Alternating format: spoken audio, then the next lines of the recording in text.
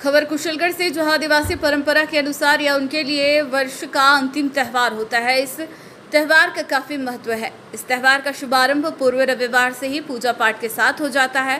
पुरुषों द्वारा भोजन तैयार करना अक्षय तृतीया के दिन आदिवासी पुरुष वर्ग इस आयोजन को बेहतर तरीके से मनाते हैं।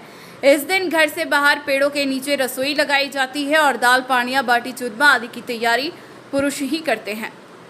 माँ बहनें इस अवसर पर सहायक की भूमिका में रहती है।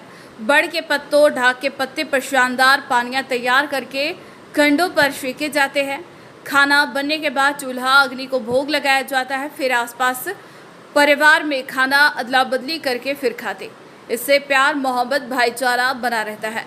बच्चों द्वारा चींटियों को भोजन कराना। इस शुभ अवसर पर बच्चों द्वारा हाथ में आटा, बाटी का महीन चूरमा, देशी घी, शक्कर से बना हुआ लेकर चींटियों के बिलों को ढूंढ करके आटा और चूरमे को रखा जाता है। ऐसी मान्यता है कि ऐसा करने से बड़ा पुण्य मिलता है और प्रकृति में समस्त जीवों की पूजा के रूप में देखा जाता है।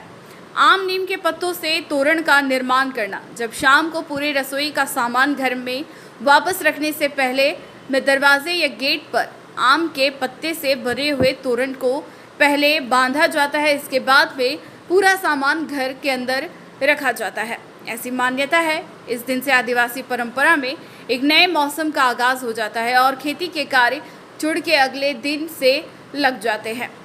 पुरुष वर्ग द्वारा अगली फसल का आकलन। ऐसी मान्यता है कि इस दिन खाना खा करके दिन में कुछ टाइम के लिए पुरुष आराम पेड़ों के नीचे करता है या नींद लेता है। तो उस दिन जो सपना आकलन करता है उसमें यह क्लियर हो जाता है कि अगली फसल के रूप में किस किस का उत्पादन अच्छा होगा, किसका नहीं होगा।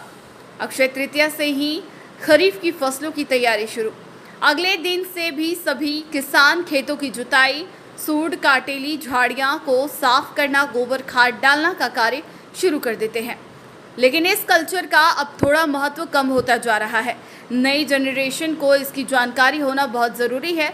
अब भी आदिकाल से चली आ रही संस्कृति यदि जिंदा है तो गांव के कल्चर में जीवित है। हम सब मिलकर के इस कल्चर को जीवंत बनाए रखना है। ये जानकारी लाल सिंह मेड़ा, रेसला ब्लॉक अध्यक्ष, कुशलगढ़ ने दी।